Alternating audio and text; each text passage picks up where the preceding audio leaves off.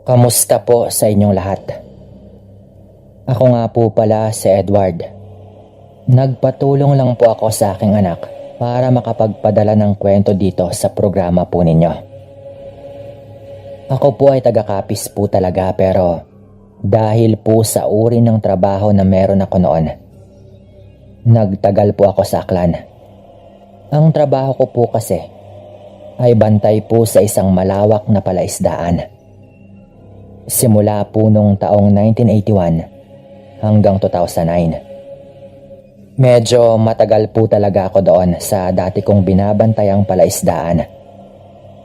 Lalo at napalapit na rin po ako sa mga amo ko at sa lugar na iyon. Parang napamahal na rin po ako sa aking ginagawa, kaya nagtagal po ako ng ganyan. Lalo at nagkataong mabait rin po ang amo ko.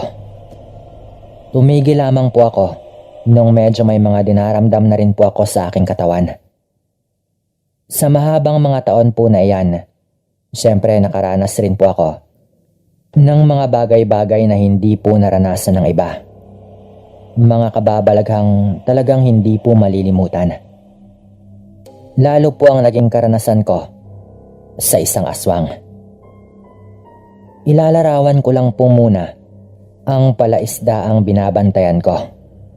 Bale, hindi naman po ako lang yung nagbabantay syempre. Meron din po akong mga kasama, lalo at malawak po talaga yung palaisdaan. Kung saan nakahati-hati po siya sa maraming mga kahon na iba-iba rin po yung nakalagay na inaalagaan. Araw-araw po, papakainin po namin yung mga alagang yan sa palaisdaan. At pagsapit naman po ng gabi, syempre, iikot-ikot ka rin po sa palaisdaan para mag-inspeksyon. Lalo at uso nga po yung nakawan po noon. Bale, puro pilapil po at malaking kahong may mga lamang tubig lang po yung mga makikita mo. Tipikal po na malawak na palaisdaan. May kanya-kanya po kaming kubo ng mga bantay.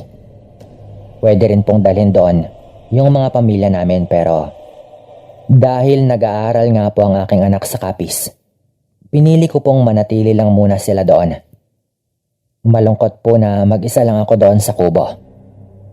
Pero may mga pagkakataon din po na binibisita rin naman po ako ng pamilya ko. At doon po sila nananatili sa palaisdaan ng ilang araw. Paminsan naman po, pinapayagan rin po ako ng amo ko na umuwi po doon sa amin sa Capiz. At manatili rin po doon ng mga 2 hanggang 3 araw. Lalo na po kung may mga mahalagang okasyon. Dahil magkakahiwalay nga po yung mga kubo, may kanya-kanya po kaming sakop sa binabantayan po namin tuwing gabi. Kung baga, hinati-hati po namin para mas madali pong mag-ikot-ikot kapag dumilim na po. Hindi naman po na magdamag po kaming magbabantay syempre. Bago po kami matulog, mga bandang 11:00 po ng gabi, nililibot po muna namin ang paligid. Doon po banda sa kubo ko, malapit po sa akin, yung nakahilerang mga kulungan ng manok sa may gilid po ng pilapil. Bagong tayo lang po yun nung bagong pasok po ako. Nga pala, nangyari po ang kwento ko noong bago pa lang po ako sa trabaho po na ito. Mga dekada 80 po. Isang gabi, habang nililinis ko po yung baril, bigla po akong may narinig. Para malinaw lang po yung baril lang po yung may lisensya noon. Bali wala po akong lisensya. So kung tutuusin po, hindi po sana ako hahawak noon pero dahil bantay nga po ako, ay kailangan po talaga yon para na rin po kung may emergency. Lalo at uso po yung nakawan. Nakarinig ako noon ng kalampag sa kulungan ng manok. Nung una, binaliwala ko pa eh. Tinatamad akong bumangon agad. At baka ako aso lang. Marami naman po kasing aso doon sa palaisdaan. Pero naisip ko po noon na kung aso yon, di sana tatahol talaga yon. O kahit papaano makakarinig man lang ako ng angil ng aso o anumang tunog na malalaman kong aso talaga. Maya-maya pa bigla na pong nag-ingay ang mga manok. Parang may kung anong bumulabog sa kanila. Hindi po ako nagsindi ng ilaw noon. Hindi rin po ako nag-iisip noon na may kababalaghang nangyayari. Dahil ang iniisip ko po, baka merong magnanakaw sa palaisdaan. Kaya dali-dali ko pong kinapa ang flashlight at ang baril sa may gilid po ng aking higaan. Tumayo po ako at marahang lumabas ng pinto. Pagkalabas ko po ng pinto, hindi ko alam kung narinig ba ako nung nasa labas pero agad po akong nakarinig ng yabag ng paa na parang biglang tumakbo. Dahil po doon, tumakbo na rin po ako. Sabay pinailaw ko po yung flashlight habang nakatutok po agad yung baril sa harap ko. Ang pinagtataka ko po noon, nung inilawan ko po sa may pilapil, wala naman po yung naririnig kong tumatakbo. Kung tao yon, siguradong maaabutan ko yon, lalo at mahaba pa po yung mga pilapil. Hanggang sa may napansin po akong gumagalaw sa may damuhan sa gilid po ng pilapil. Sa mga may palaisdaan po dyan, alam nyo po itong damong sinasabi ko na madalas pong tumubo sa mga pilapil. Na kapag napabayaan, talagang lumalago rin po. Hinahayaan lang po namin yon sa gilid dahil malalapad naman po yung pilapil sa palaisdaan po na ito. Nung may gumagalaw po doon, laking gulat ko po nang agad ko po yung inilawan. Napatras po ako ng bahagya at nangilabot. Nang makita ko pong doon sa may damuhan, nakasili po ang isang nakakatakot na nilalang. Puno po ng dugo ang mukha nito, na parang may kinakain po siya ng walang habas. Yung mata po nun pulang-pula. Lalo na po nung tinamaan ng ilaw ng flashlight. Nag-angil pa po yun pero nung agad ko pong ipinutok ang baril, mabilis po yung tumakbo sa karimlan. Hindi po ako makapaniwala nung napakadali lang po nung tinalon yung bakod sa may gilid po ng pilapil. Bakod po yun, nagawa lang naman sa kawayan pero may kataasan rin. Nung tumakbo po ako doon banda at tinignan ko ang pinanggagalingan nun, laking gulat ko po nang makitang nakabalandra doon ang katawan ng isang manok na nagkagutay-gutay na. Nakita ko rin pong may mga patak po doon ng dugo papunta po sa may bakod. At meron rin pong mga dugo sa mismong bakod. Kaya alam kong tinamaan ko yung nilalang na yon na ayaw ko pang aminin noon sa sarili ko na isa yung aswang. Nabigla lang rin talaga ako sa kakilakilabot nitong anyo. Sumigaw na po ako noon sa aking mga kasama. May kalayuan pa po ang kubo nila pero dahil gabi po, alam kong maririnig nila yon. Lalo at napakatahimik sa palaisdaan kapag gabi. Nakita ko po sa malayo na nagsindi po sila ng ilaw. Kaya alam kong narinig po nila ako. Nung binalikan ko po sa may kulungan ng mga manok at inilawan ko po ang paligid, laking gulat ko po ulit nang may 2 pong manok na nakabalandra doon sa may ilalim po ng kulungan. Tulad po ng una kong nakita, gutay-gutay na rin po yon. Marahil ay matagal na po doon yung aswang na iyon at hindi ko lang po agad narinig. At nakadali na po ito ng ilang manok bago ko po narinig yung ingay. Nakapagtataka po talaga noon na hindi ko po agad yon narinig. Pagdating po ng mga kasama ko, hinalugog po namin ang paligid. Sabay tumakbo po kami doon sa may kasukalan kung saan po tumakas yung aswang na iyon. Naniwala sila agad sa aking nakita nung makita nila ang sitwasyon ng mga patay na manok. Nag-iwan lang kami ng 2 naming kasama doon sa palaisdaan para may magbantay pa rin doon syempre. Bale, 2 kami ng isa ko pang kasama na sumunod doon sa pinagtakbuhan ng aswang. Habang tinatahak namin ang kakahuyan, sa mga maliliit na puno ay mapapansin ang mga bakas ng dugo. Kung titignan ng mga bakas, mukhang nasa itaas na parte ng katawan niya ang tinamaan. Dahil sa medyo itaas din yung mga nakita naming bakas ng dugo sa mga dahon at sa mga damuhan. Masama na ang kutob namin noon, Sir Dan. Dahil bantay lang naman sa palaisdaan yung trabahong pinasukan ko. Tapos biglang hahabulin namin yung isang aswang ngayon. Pero kung nandoon ang amo namin ng gabing yon, alam kong ipapahabol niya rin sa amin yon. Naniniwala kasi ang amo ko sa mga aswang. At sa totoo lang, yung namatay daw nitong anak na nalaglag habang ipinagbubuntis ng kanyang asawa, ang sabi ng amo ko sa amin ay aswang din daw ang dahilan. Yung tinatahak po namin na iyon, sa kabilang dako po nun ay mga palaisdaan rin po, pero iba na po ang may-ari. Nung nakarinig po kami na may umaangil po doon na parang nasasaktan ng labis, bigla po kaming naalerto dahil doon po yun malapit sa tinatahak po namin na daan sa may kakahuyan. Agad ko pong pinatay ang flashlight noon. Andito siya. Sabi ko na nga ba tinamaan ko ng malubayon? Sabi ko pa po noon sa kasama ko, habang marahan po naming hinahanap kung nasaan banda yung naririnig namin na tunog. Patuloy po naming naririnig yon. Nung una ay halatang nasasaktan po ito. Pero unti-unti po yung napapalitan na parang kung ano man ang ginagawa niya ay nakakabawas yon sa sakit na kanyang nararamdaman. Hindi ko po alam kung naiintindihan niyo ang aking sinasabi.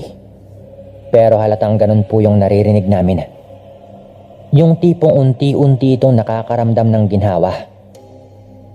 Palapit po kami ng palapit doon. Hanggang sa naninag namin sa may likod ng isang puno na may kung anong nakasandal doon. Medyo makapal po yung damuhan doon banda, kaya matyaga po kaming gumapang noon ng kasama ko. Sa totoo lang, kung ako lang po ang masusunod, babalik na lang po ako sa puntong yon. Kinakabahan na po kasi talaga ako noon. Hindi po ako yung tipong sobrang tapang. At hanggat maaari, gusto ko po sana noon na umiwas sa peligro. Pero andun na kami. Kaya inikutan namin yon para makita talaga namin kung ano yung nasa puno.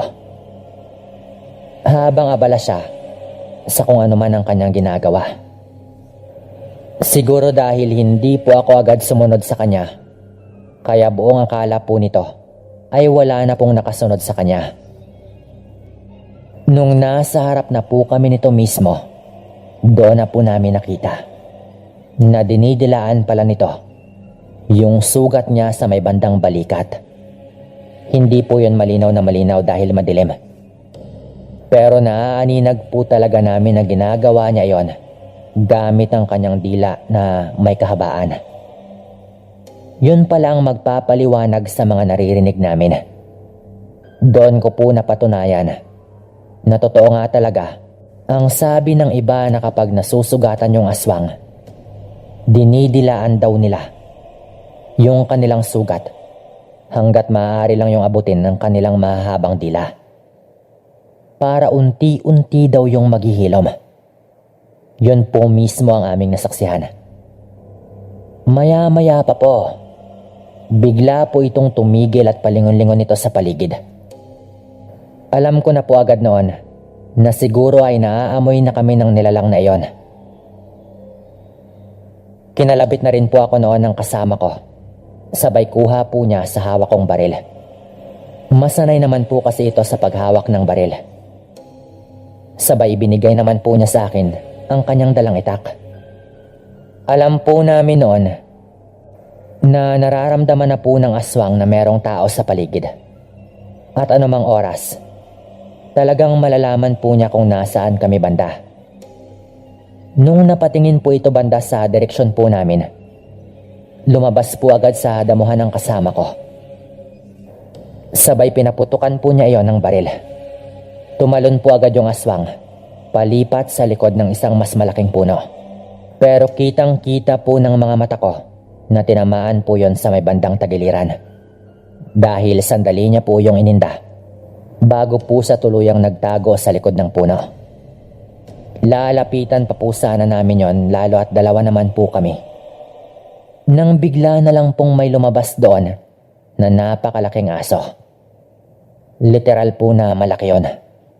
Yung angil pa lang po nun, natigilan po agad kami. Tinitignan po niya yung aswang na nagtatago sa likod ng puno. Kaya alam ko po talaga, Sir Dan, nakasamahan po niya yon. Baka kapamilya. Yun po ang duda ko. Itinutok po noon ng kasama ko ang baril sa aso po na yon. At ilang beses po niyang kinalabit yung gatilyo. Pero bumara po yung baril.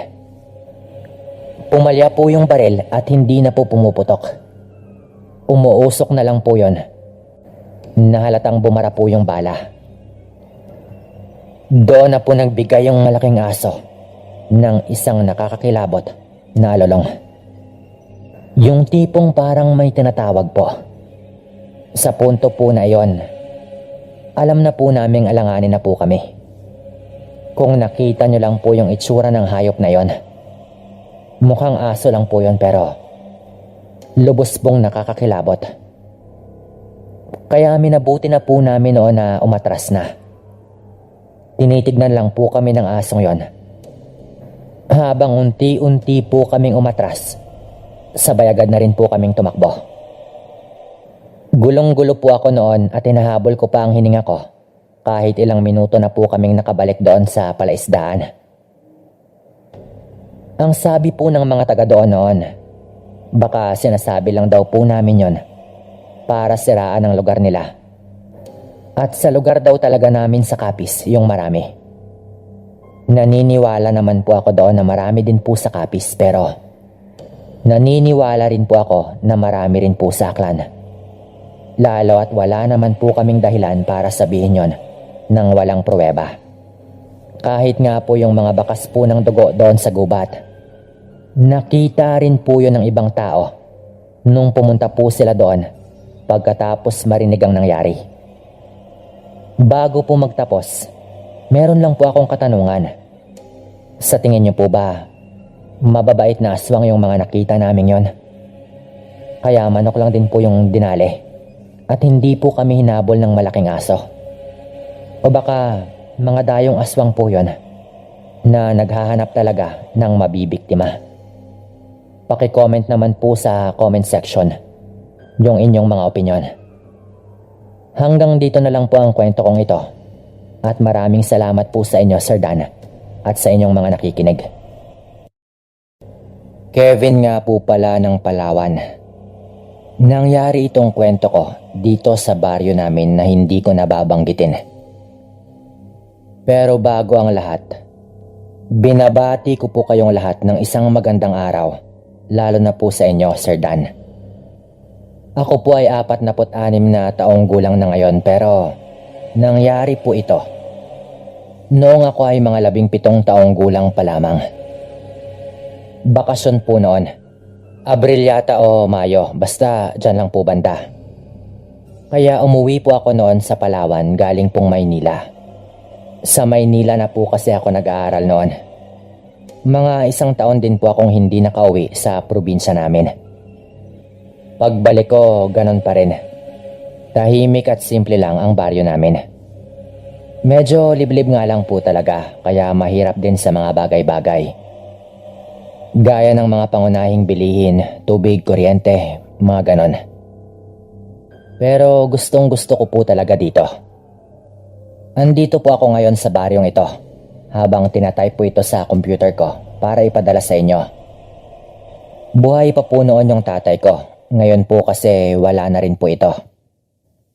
Close po talaga kami ng tatay ko, Sir Dan. Noong umuwi po ako, tandang-tanda ko pa po kung paano niyang ibinida na nakahuli raw siya ng baboy ramo sa gubat. Ngayon po, syempre bawal na pong manghuli. Pero noong araw, parang hindi pa naman bawal talaga kaya nga nangangaso po kami noon ng tatay ko. Kung sakali man pong bawal yon noon pa man, mga dekada 90, patawarin nyo na lang po yung mga yumakong ama, pati na rin po ako. Dahil nakaranas rin po ako mangaso, kasama po yung tatay ko noong bata pa po ako. Nagkayayaan nga po kami noon ng tatay ko. Ang sabi po nito, kinabukasan daw ay mangangaso kami. At yun nga po yung nangyari. Kinabukasan, naghanda na nga po kami noon. Parang banding na rin po kasi namin ng tatay ko. Lalo at matagal rin po akong hindi nakauwi. Nung pumunta na nga po kami, Sir Dan, bandang 4:00 po noon ng hapon. Hanggang gabi na rin po yon madalas. Dahil nakaugalian na rin po namin na gumawa po ng bonfire at magkwentuhan habang nag-iihaw o nag-aasal ng nahuli namin. Minsan po, inasal po na ligaw na manok o mga kung ano-ano pong ibon. Siyempre, baboy ramo po sana ang punteriya po namin. Pero nung araw po na yon, medyo inalat po kami. Wala po kaming mahagilap na baboy ramo sa halos 2 oras po naming paghanap. Pero nakahuli po kami noon ng ligaw na manok at bayawak. Mahilig po yung tatay kumain ng ganon. Inaadobo po niya yung bayawak. Ako naman po hindi po masyado. Medyo hindi ko lang talaga trip kumain ng bayawak. Kahit masarap din naman po yung karne nun. Napagkasunduan nga po namin ng tatay ko na tirahin na bilang hapunan ang nahuli po naming manok. Kinatay na po namin yon sa may tabing ilog at nilinis po para pwede na pong ihawin. Ang sabi po ng tatay ko, dalhin daw po namin sa may taas po banda ng Borol at doon po kami mag-bonfire at magkwentuhan. Tulad nga po ng dati. Madalas po kasi namin gawin yon noong bata pa po ako. Doon po banda yung pwesto namin lagi noon. Lalo at hindi naman po malakas yung hangin doon banda kapag panahon po ng habagat. Naghanda na nga po kami noon para sa apoy. At doon din po sana namin lulutuin yung manok. Nang biglang wala daw po sa bulsa ni tata yung lighter. Pero ang sabi po niya, ginamit pa daw niyang pangsindi ng yosi nung pakyat na kami doon. Kaya siguradong andun lang din yon sa malapit. Kung saan nga siya nagsindi ng yosi. Baka nahulog nung nilagay niya sa kanyang bulsa. Kaya kinuha niya sa akin ng flashlight at hahanapin lang daw niya saglit. Mahirap rin namang magmano-manong gumawa ng apoy kasi. Hinanap nga po sandali yun ng tatay ko. Ako naman po ay naiwan lang doon at tinuhog ko na po yung nahuli naming manok. Excited na po ako noon sa inasal po naming manok. At sinigawan ko pa po yung tatay ko na bilisan po niyang hanapin yung lighter. Nang bigla ko na lang pong napansin noon na sa hindi kalayuan, may nakita po ako na isang malaking ibon. Yung tipong hindi ordinaryo at kakaiba po talaga na parang nalilito nga po ako noon. Kung ibon ba yon o baka aswang? Maya-maya pa po, bigla po yung bumulusok pababa na parang lumapag po doon sa kabilang parte ng gubat. Nung lumapag po yun doon, kitang-kita ko po na nagliparan po yung mga ibon doon banda na parang nabulabog. Lalo at sa may taas nga po ako banda ng Borol at nasa baba naman po banda yung parte kung saan po yun lumapag.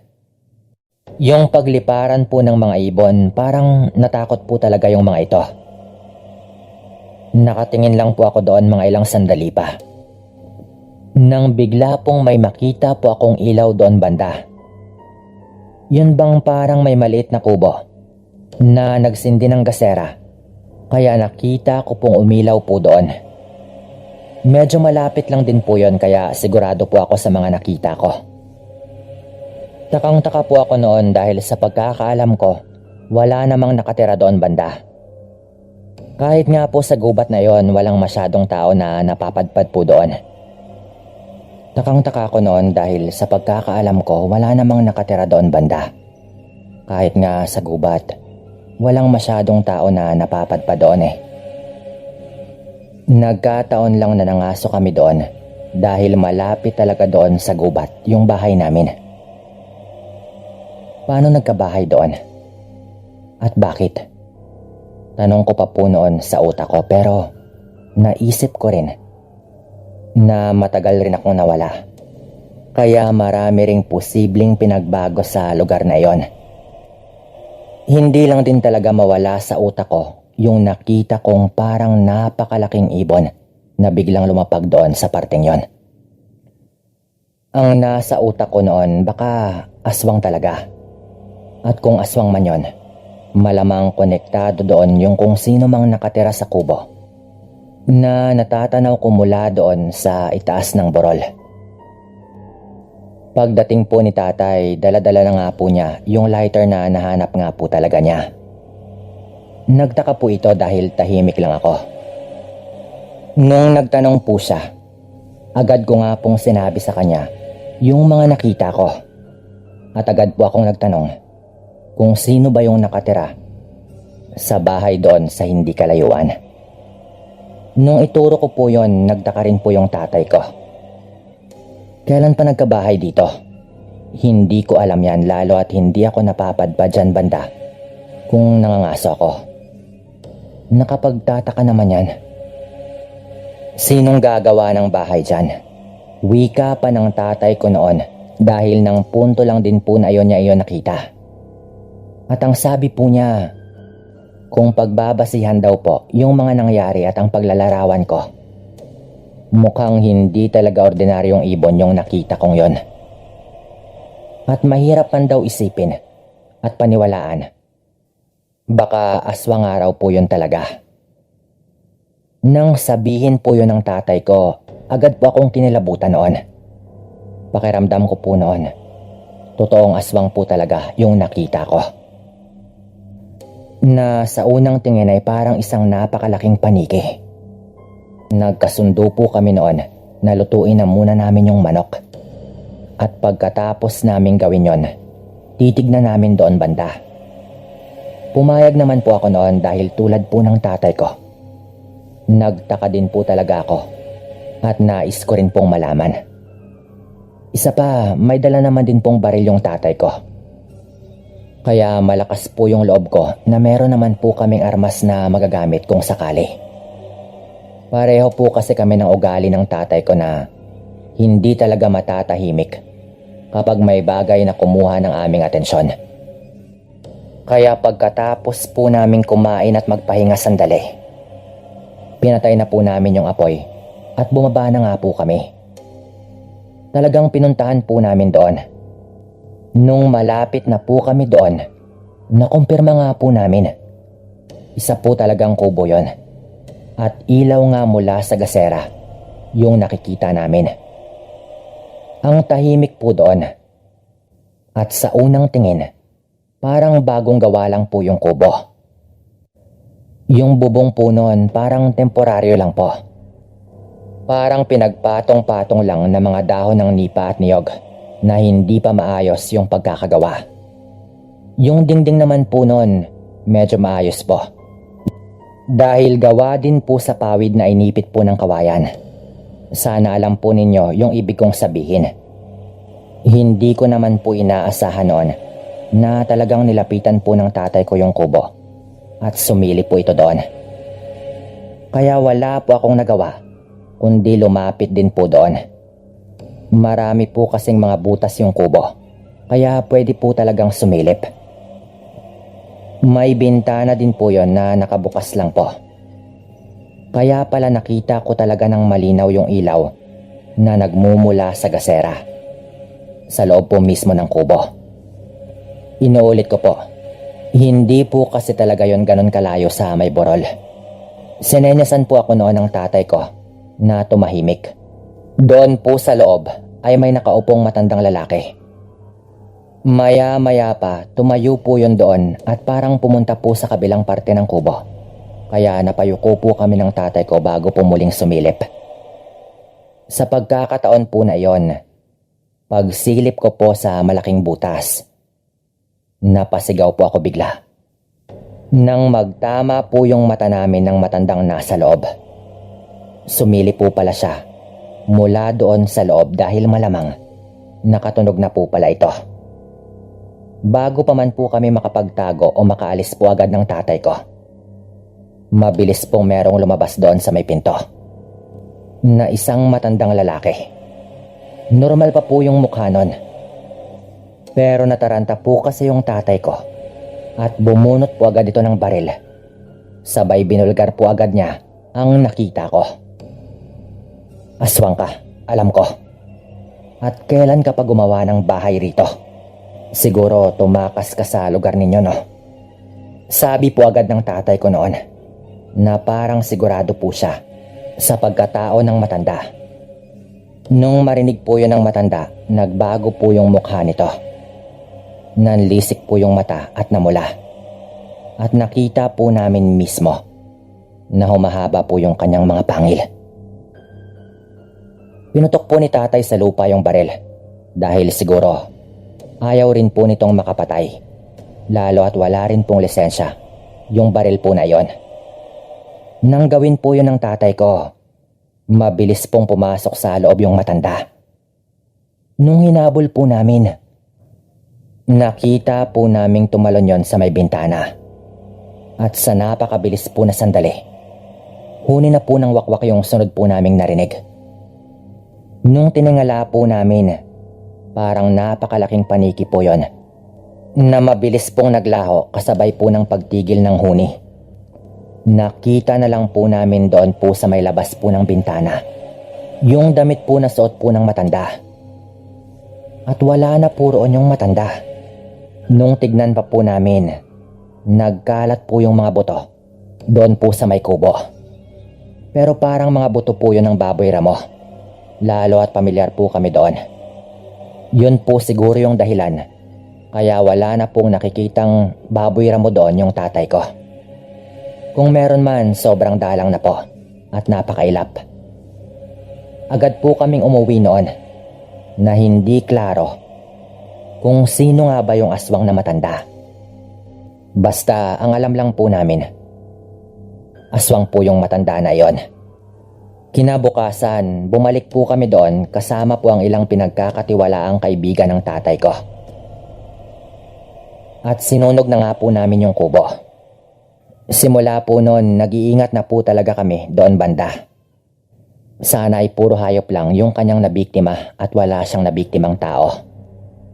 Kung sino man po yung matanda, malamang lumipat na po yon sa ibang lugar habang nag-iwan po siya ng marami pong katanungan sa amin. Pero hanggang dito na lang din po yung kwento ko na ito. Maraming salamat po sa mga makikinig. Paalam.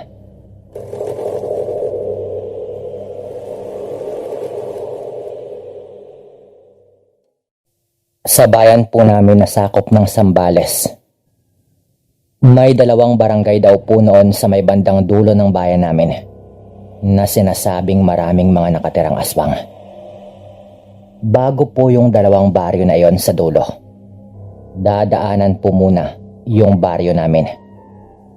Hindi ko na po papangalanan pa yung bayan at yung mga baryong may kinalaman sa kwento kong ito. Kung paano pong lumala yung mga usap-usapan noon tungkol sa 2 pinakadulong baryo. May mga estudyante po kasi noon na napadpad doon sa pinakadulo talagang baryo. Yung tiyuhin ko po yung naging driver nila dahil may pinuntahan lang daw silang lugar doon banda para daw sa isang proyekto sa eskwelahan o kung ano man na may kinalaman daw talaga sa kanilang pag-aaral. Mga estudyante po ito sa kolehiyo . Inarkilahan po kasi nila ang tricycle ng tiyuhin ko noon. 4 lang daw po sila puro mga lalaki. Bandang mga 3:00 daw po ng hapon, inarkila si Tito. Ang sabi daw sa kanya, hindi naman sila magtatagal talaga at mga 2 oras lang daw po. Maglilibot lang daw sila doon at maghintay lang daw si Tito doon sa lugar kung saan niya ibinaba ang mga estudyante. Noong mga panahon po na yon, may mga naririnig naman po kaming usapan tungkol po doon sa 2 magkasunod na baryo. Pero kung baga, hindi pa po yung tipong marami talagang nagsasabi na ganun nga ang baryo. Kaya hindi naman tinanggihan ni Tito, lalo at gusto rin po nitong kumita ng pera. Bandang alas 5 na raw po ng hapon ay wala pa din ang mga ito. Nagbabasa lang daw noon si Tito ng lumang dyaryo. Matyaga naman niyang inaantay dahil ayaw naman daw niya na kung sakaling umalis siya at magtaka ang mga ito sa kanilang pagbalik na wala na roon si Tito. Bumaba raw po muna si Tito ng kanyang tricycle at tinignan-tignan niya doon sa unahan kung baka nandoon na ba ang mga yon. Nung medyo palubog na talaga ang araw ay napapaisip na raw si Tito pero hindi naman yung tipong kinakabahan talaga siya sa lugar. Dahil malapit lang din naman ang barangay namin doon eh. Bago pa man daw mag-alas 6, nakita na niyang tumatakbo pabalik doon ang 3 sa mga estudyante. Humahangos daw po yung mga ito na talagang hinihingal. Nagtanong agad si Tito kung bakit 3 lang silang bumalik at bakit wala nga doon yung isa pa nilang kasama. Ang sabi daw ng mga ito ay meron daw humahabol sa kanilang matanda at humiwalay daw sa kanila ang isa pa nilang kasama dahil doon. Kaya nagtaka agad ang tito ko noon. Takot na takot daw yung 3.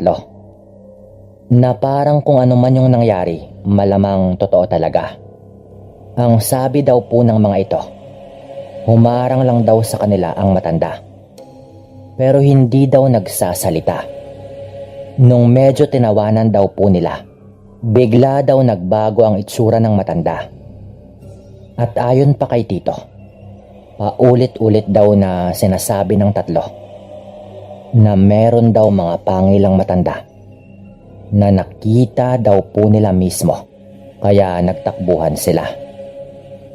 Ang nakapagtataka pa raw doon, sumunod lang daw sa likod nila yung matanda na napakabilis pa rin daw nitong tumakbo at naramdaman lang daw nila na tumigil noong nakalabas ng araw po sila sa kagubatan kung saan nakita na nila si Tito.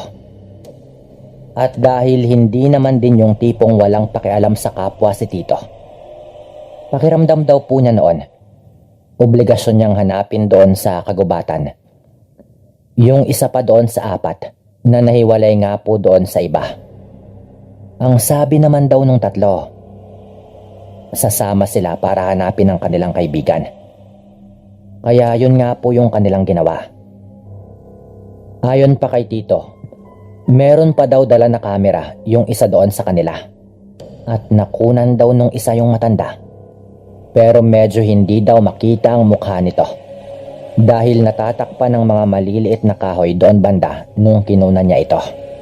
Ayon daw sa mga estudyante, nakuha daw yung litratong yon nung bago pa sila hinarang ng matanda sa daan. Nakita lang daw nilang pasilip-silip sa likod ng maliliit na mga kahoy na parang nagmamasid daw po yung matanda na nagtataka siguro kung sino sila. Pero nung dumiretso daw silang 4, bigla na lang daw humarang sa daan yung matanda. Pabalik na rin daw sana sila noon pagkatapos nilang kumuha ng mga litrato doon sa lugar. Nung kinausap daw nila, hindi naman daw nagsasalita eh. Kaya medyo tinawanan daw nila. Hindi naman nila akalain na hindi pala ordinaryong tao yung matanda.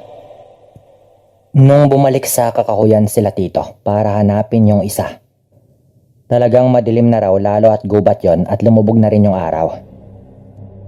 Mabuti na lang daw at yung isa doon sa mga estudyante ay merong dalang ilaw. Isang bateryang flashlight. Ilang minutong nagtatawag sila Tito sa loob ng gubat noon.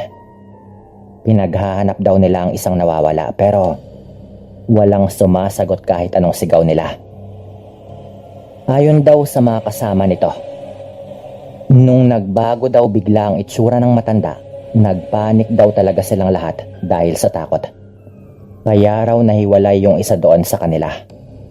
Ilang minuto na raw na naglalakad-lakad sa loob ng gubat sila Tito nang mapansin daw po nila ang mga bakas ng paa. Ilang araw na kasing umuulan-ulan din noon.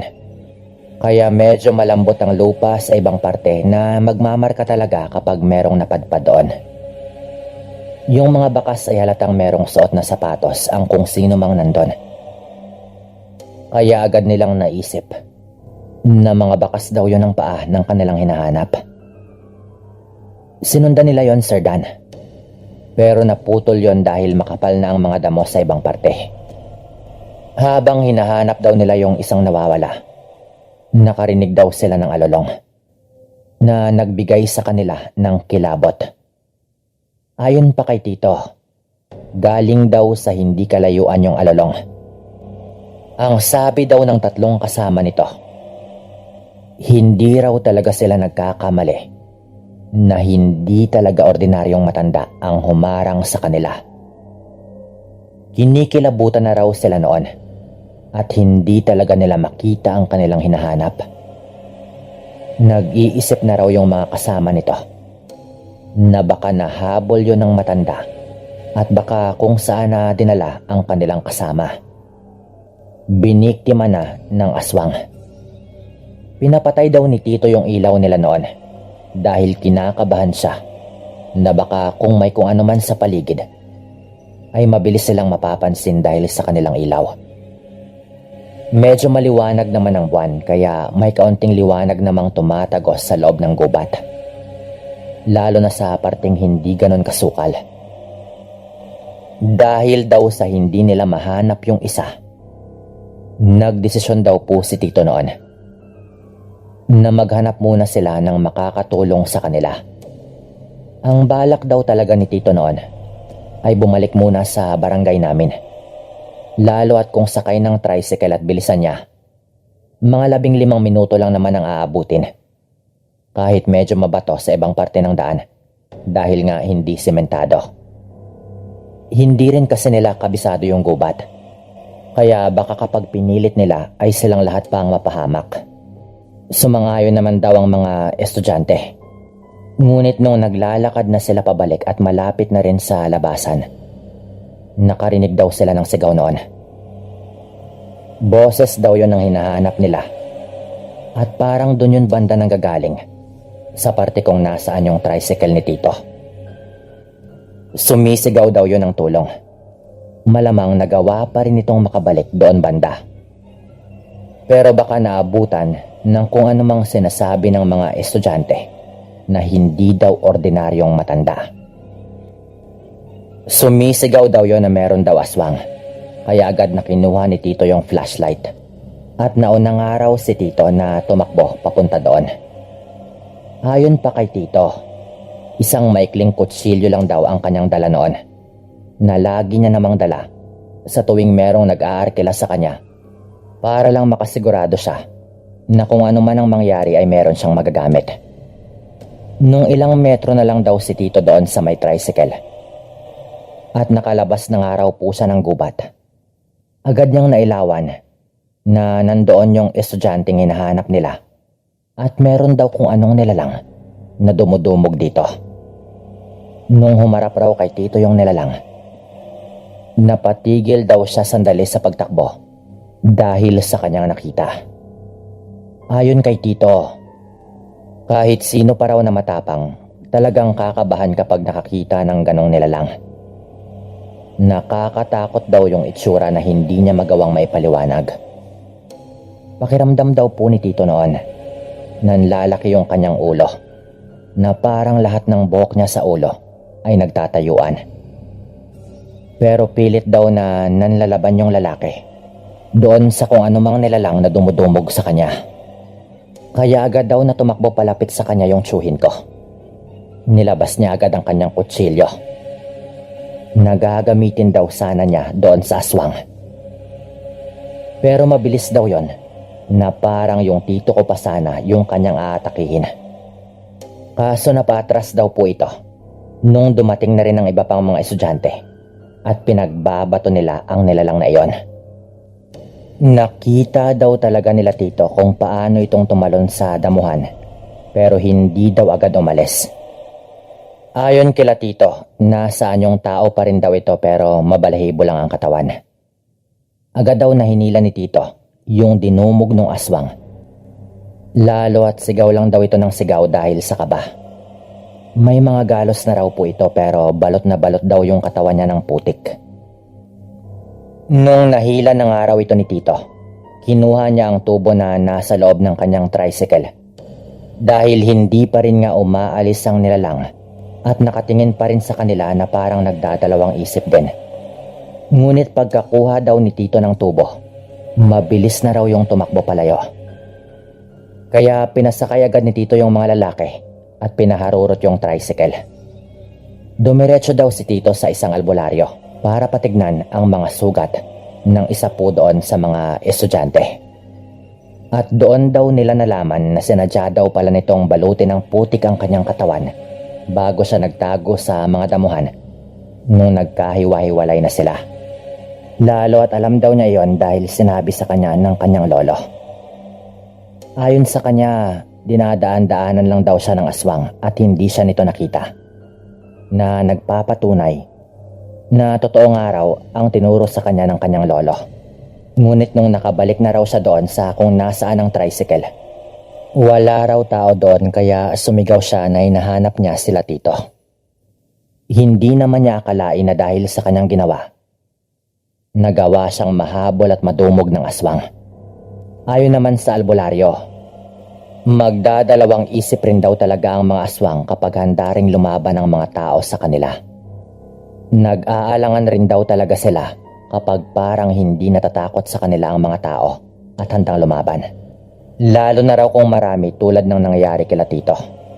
Nung umuwi na raw ang 4 na umarkila kay Tito, may mga napagkwentuhan din si Tito sa nangyari, kaya mas lalong kumalat noon na maraming aswang sa dulong baryo. Maraming hindi naniniwala noon kahit nga kami. Pero nung may iba pa po kaming naririnig na mga tinambangan din ng aswang sa baryong yon, at meron pa ngang mga nagpunta doon na hindi na muling nakita, nagsimula na nga rin po kaming maniwala. Mahirap talagang ikwento ang mga ganitong usapin, pero sana ay nagustuhan po ninyo itong kwento ko. Maraming salamat po.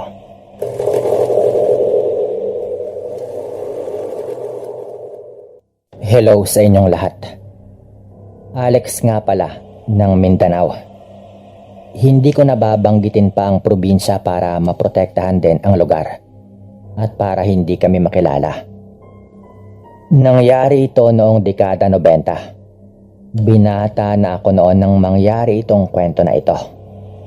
Mga nasa 18 taong gulang na ako noon.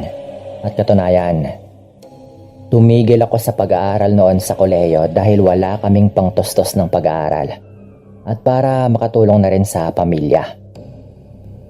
Nagkataon kasi noon na pinapaalis na kami ng may-ari ng lupa sa kinatatayuan ng bahay namin. Hindi kasi amin yung lupa kaya wala kaming magagawa. Nagpaalam naman kami sa may-ari bago kami nagpatayo doon syempre. Pero biglaan lang din talaga ang pagpapaalis dahil merong bibili ng lupa. Mabait naman yung may-ari dahil binigyan pa niya kami ng konting pera para sa pagpapagawa ng panibago naming bahay sa aming paglipat. Nag-offer naman sa amin noon ang malayong kamag-anak ng tatay ko na doon na lang daw kami magpatayo sa lupang pinagmamayarian niya. Malawak naman kasi yung lupa ng kamag-anak na ito ni tatay, kaya naawa naman siguro sa amin. Yung problema lang nga noon, medyo nasa may liblib na parte yon. Medyo magubat at walang mga bahay. Pagtsagaan na lang daw namin at bandang huli ay masasanay rin daw kami. Maswerte ng araw din kami dahil sabi rin ng kamag-anak ng tatay ko, bahala na daw kami sa mga tanim na nipa. Gamitin daw namin para sa paggawa ng pawid sa gagawin naming bahay. At pwede rin daw naming ibenta yung iba, basta't bantayan lang daw namin yung kanyang lupa. Meron daw kasing mga pumapasok doon na tinutumba ang mga puno ng walang paalam. Kaya mas panatag daw ang kanyang loob kung doon kami banda tumira. Nagtulungan lang kami noon. At wala pa sigurong 1 buwan na itayo naman yung bahay namin. Maliit lang din yon. 2 lang naman kasi kaming magkapatid. Sobrang layo pa ng agwat namin ni Bunso. Pareho kaming lalaki. Dumating na nga noon ang araw ng paglipat namin at naghakot na kami ng mga gamit. Masaya naman kami. Lalo at hindi na kami ng problema dahil meron ngang tumulong. Ang mahirap lang noon, walang kuryente doon. Malayo pa sa linya ng kuryente. Unang gabi namin doon, napakaraming lamok. Pero sobrang tahimik sa gabi. Yung tipong maririnig mo lahat ng mga huni ng insekto. Nilinis na rin naman namin ang paligid ng bahay noon. Tinanggal yung mga damo at yung maliliit na mga puno. Hindi kalayuan sa bahay namin ay meron ng ilog. Doon sa parteng yon, yung mga nipa. Kapag binabalikan ko, hindi na talaga ako magtataka kung bakit merong mga kababalagang nangyari nung nandoon kami. Yung lugar kasi mismo, nakakatakot. Isang hapon, nanguha ako ng gagamitin namin sa paggawa ng pawid para meron kaming maibenta. Maraming nipa talaga doon. Marami talaga kasing nipa doon. Nung marami na akong nakuha at pabalik na sana ako ng bahay, sinalubong ako ni Kokoy, yung kapatid ko. Ang sabi nito, "Kuya, meron akong nakitang matanda. Alam mo, medyo kakaiba siya. Yung ligaw na manok, ang bilis niyang nahuli. Tapos, kinagat niya sa leeg." Sabi ng kapatid ko noon, na parang inosente pa talaga. Bakit naman niya gagawin yon? Nasaan ba yung matandang sinasabi mo? Tanong ko naman noon sa kapatid ko. Binitawan ko yung sako noon na merong lamang mga dahon ng nipa. Tinuro sa akin ng kapatid ko kung saan niya banda nakita yung matanda. Nagmadali akong pumunta doon dahil nagtaka lang talaga ako sa sinabi ng kapatid ko. Pagdating nga namin doon sa parte kung saan nakita ng kapatid ko yung matanda, wala naman ito doon. Akala ko noon, pinaglolo ko lang ako ng kapatid ko. Pero nung humakbang ako ng mga ilan pang hakbang pa diretso, napaatras ako agad nung meron akong kakaibang naapakan. Nung tignan ko, balot na ng dugo yung tsinelas ko. At halos masuka ako noon sa aking nakita.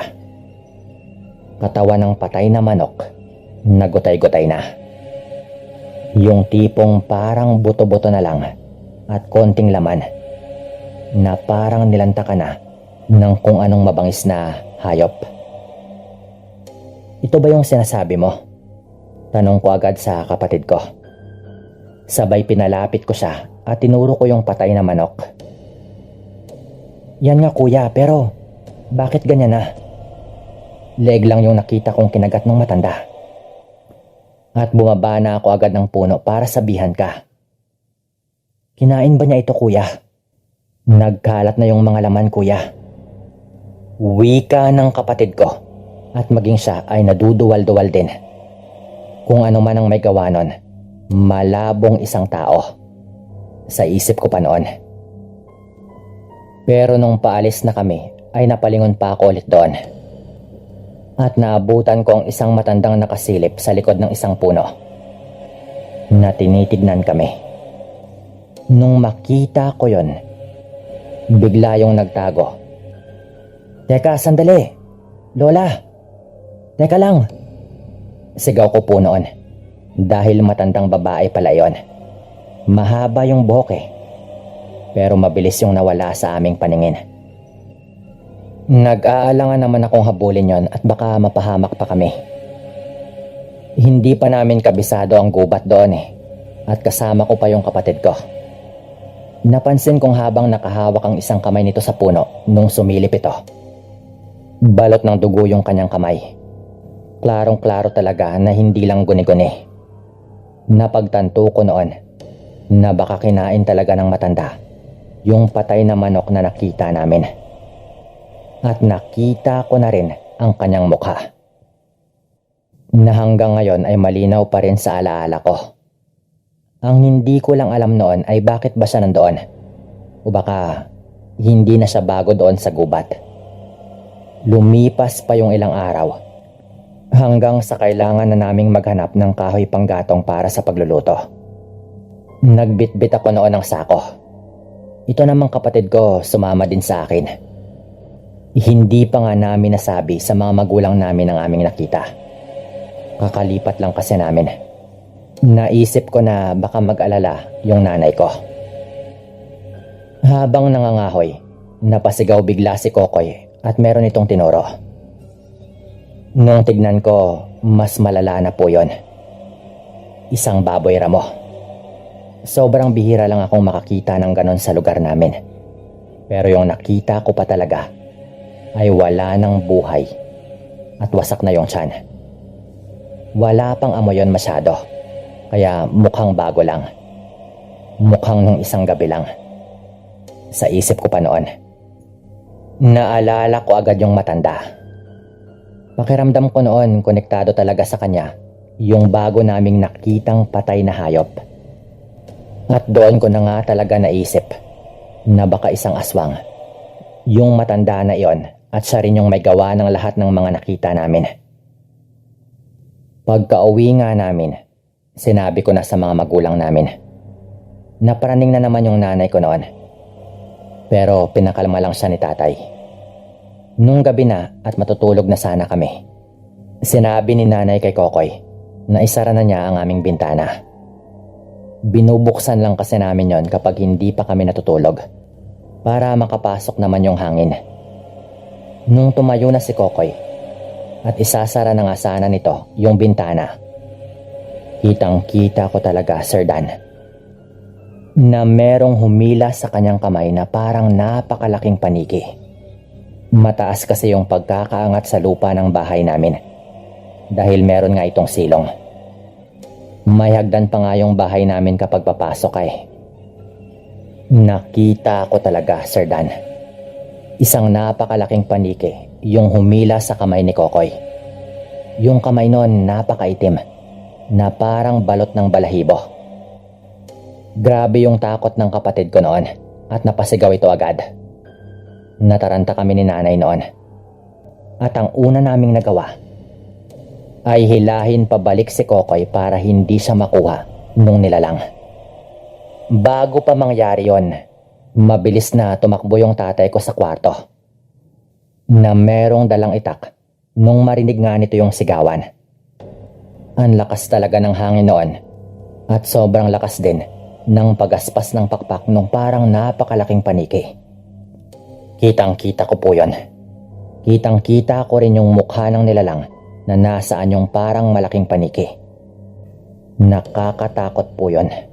Sa tingin pa lang nito, manginginig ka na sa takot. Akmang tatagain na ng tatay ko yung kamay nito para mabitawan nga yung kapatid ko. Kusa rin pong bumitaw yung nilalang. Nung pagbitaw po niya, diretso po yung lipad pa itaas at doon na namin narinig ang napakalakas na huni ng wakwak. Sobrang lakas po nun na halos nakakabingi. Parang galit na galit dahil napurnada ang kanyang pangbibiktima. Yung tatay ko noon tumalon pa sa bintana kahit may kataasan yon. Galit na galit kasi ito. Tinitingala niya ang nasa itaas at pinaghahamon niya ito. Sigaw ng sigaw yung tatay ko noon na pinapababa niya yung wakwak. Yung kamay ng kapatid ko, talagang nagmarka yung parting hinawakan ng wakwak na iyon. Namula yon na meron ding konting galos. Dahil din siguro sa mahahabang mga kuko at dahil sa mahigpit na pagkakahila. Sumilip ako sa bintana noon habang tuloy-tuloy pa rin ang huni ng wakwak. Nagmamadali akong kunin yung flashlight at tinagis ko yun kay tatay. Nung pinailaw na yun ng tatay ko, bigla na lang pong tumahimik yung paligid. Tumigil yung huni. Inilawan pa ni tatay ang malalaking puno at ang mga mataas na damuhan sa paligid. Pero wala na po kaming nakita. Nawala rin yung mabahong amoy. Nung nasa may bintana kasi ang nilalang, may mabaho talaga yung amoy. Halos hindi na nga kami nakatulog ng gabing yon. Lumipas ang mga araw at parang unti-unti na sana kaming bumabalik sa dati. Niwala nga kaming pinagsabihan sa mga nangyari. Nangangahoy kami ng tatay ko noon habang naglalakad sa loob ng gubat. Nung meron na naman kaming namataang matanda na naglalakad doon, agad din ito kaming napansin.